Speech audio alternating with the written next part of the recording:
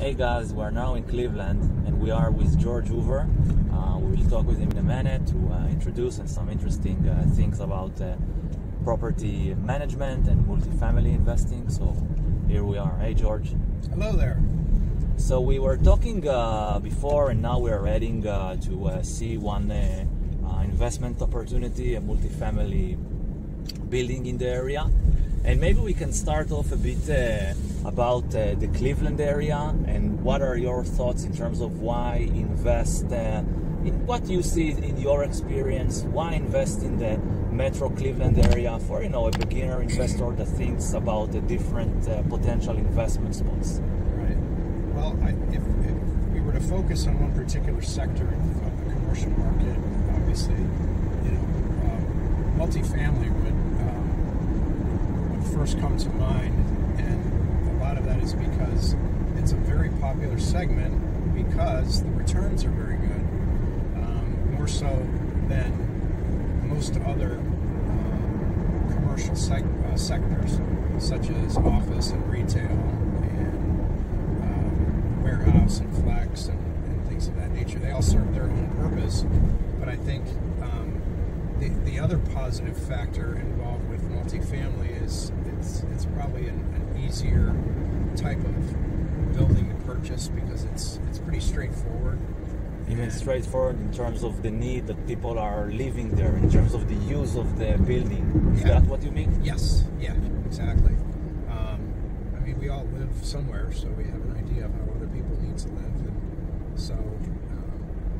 so yeah, I think that keeps it as a less of a barrier to entry. Yeah. So and really in Cleveland, if you want to talk specifically here as well, the affordability factor is gigantic. When you can get the same size property, you can get a certain size property in Cleveland for a fraction of what it would cost in a larger metropolitan area such as New York, Atlanta, any of the West Coast cities, Austin, Texas.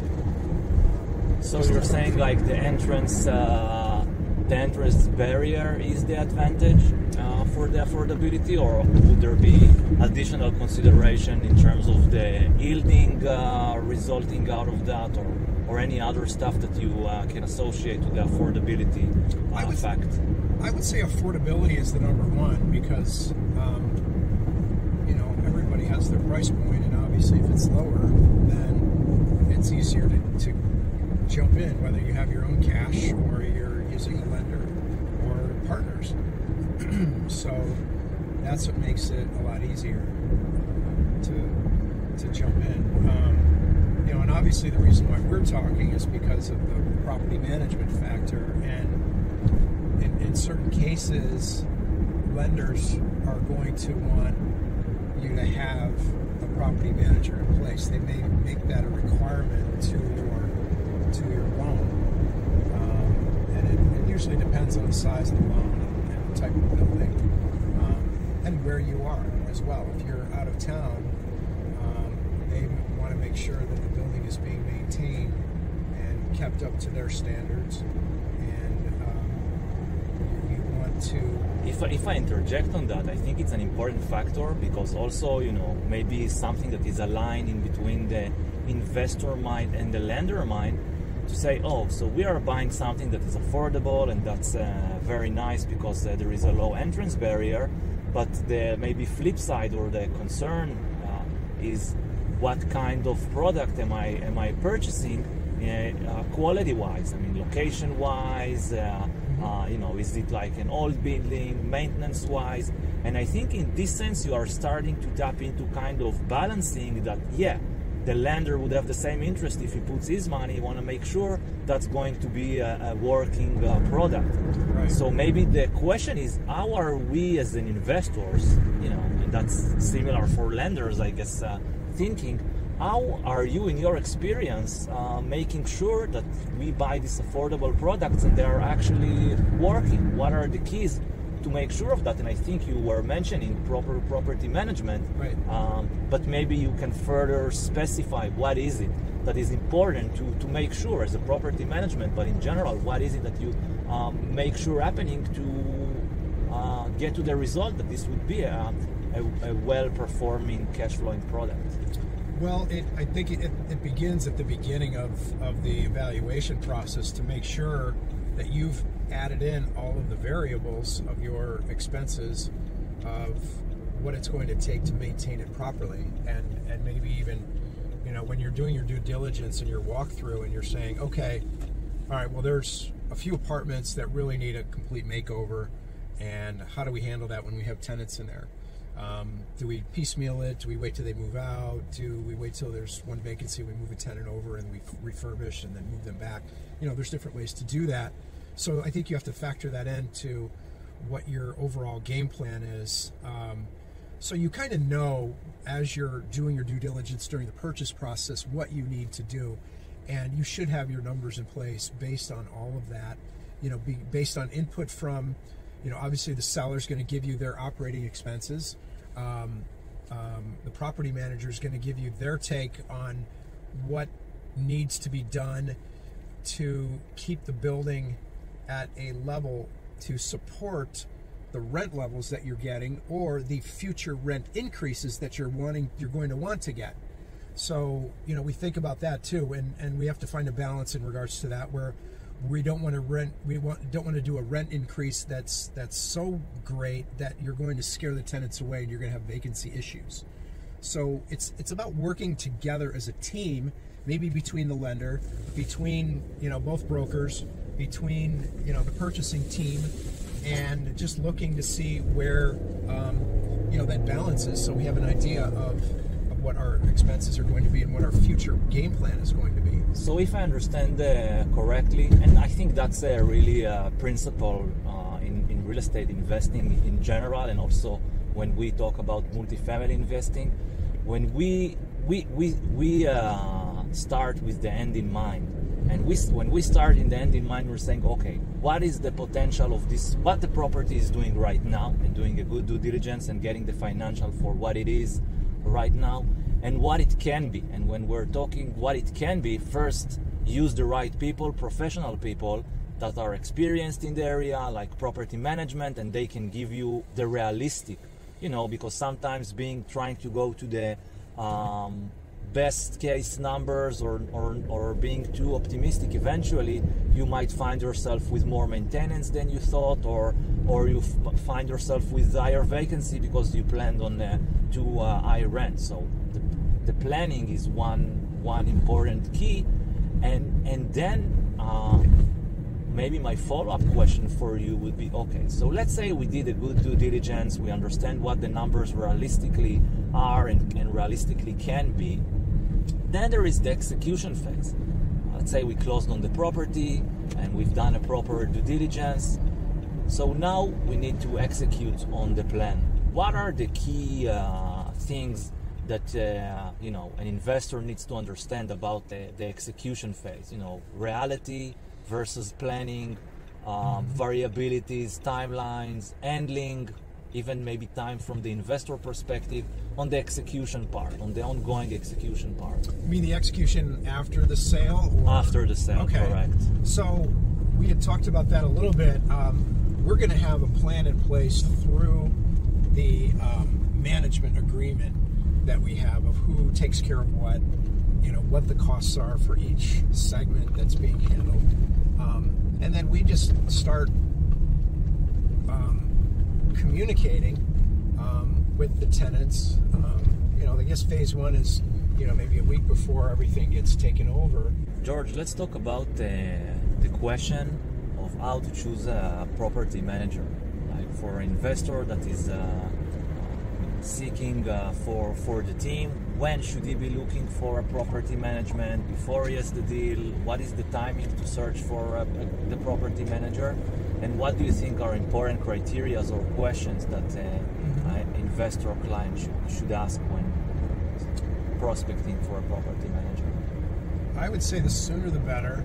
As soon as you've identified an area in which you want to invest, as start reaching out to find out who could be a prospective property manager. Start talking, start having the conversations. The experience, of course, is super important. We've been doing it since 2018. We started off very small, and then we've grown up lately, and we've built our portfolio just through relationships and even owner acquisition. Owners have expanded themselves. We've helped a current owner with a transaction a couple of years ago, and then he finally said, "Hey, I need a manager because I'm growing out of self-managing." So, and I would say make sure somebody has the accounting and the bookkeeping super streamlined, and that would include, usually having a bookkeeper, somebody dedicated, or at least dedicated to enough hours to make everything look perfect.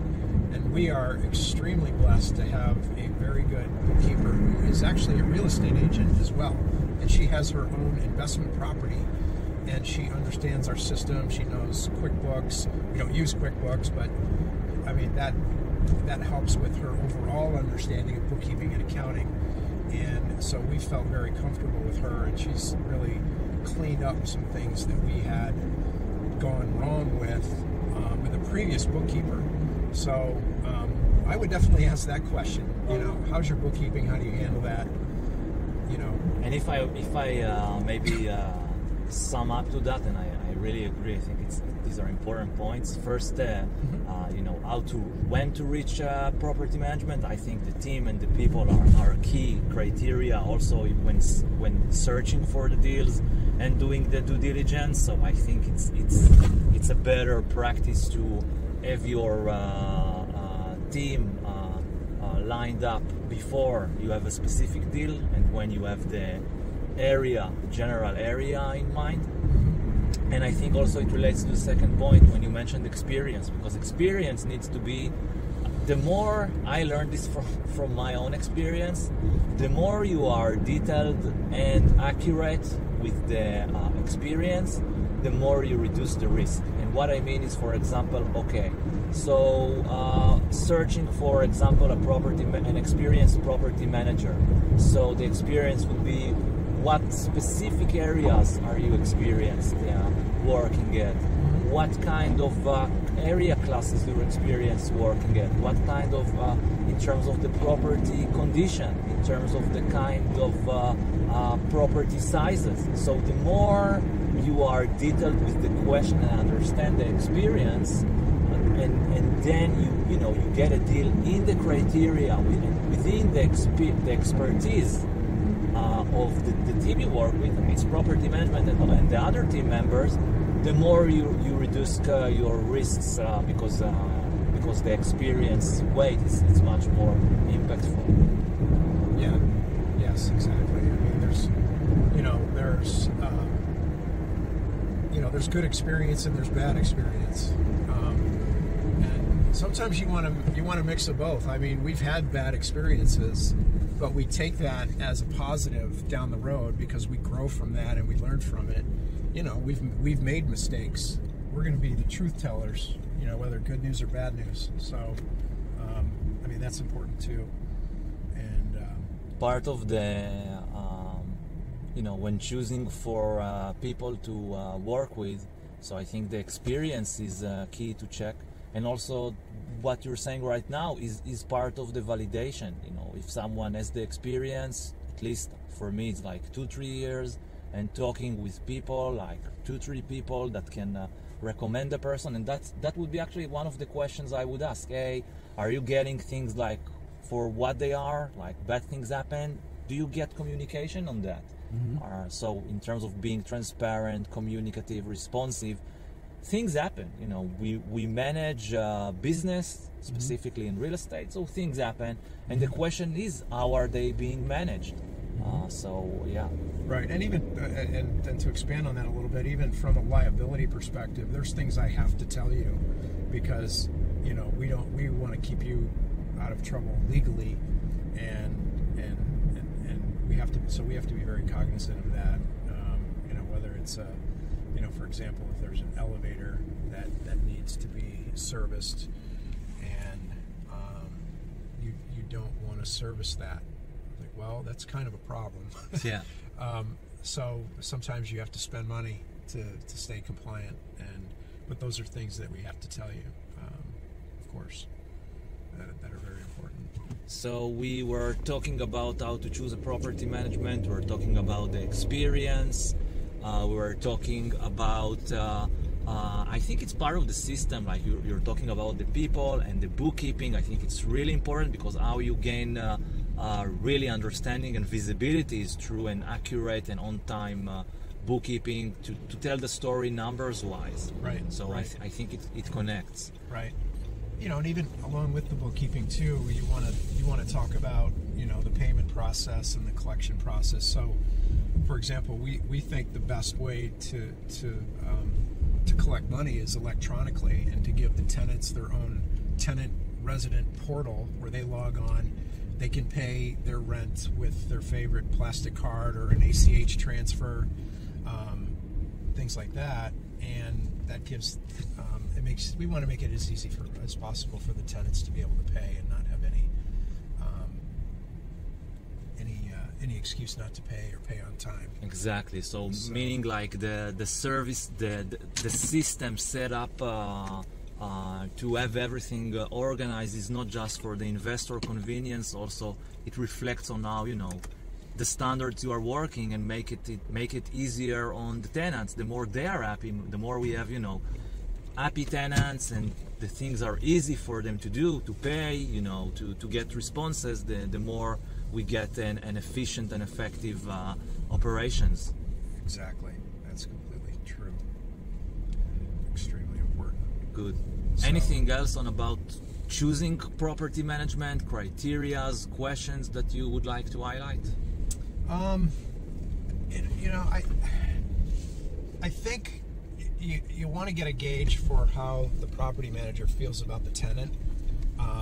We as far as we're concerned, just to give you an example, we feel that, as far as our priorities are concerned, the owner is 1A and the tenant is 1B.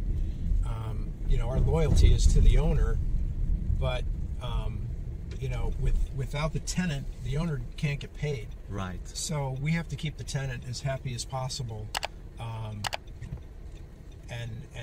just make sure that happens. Great.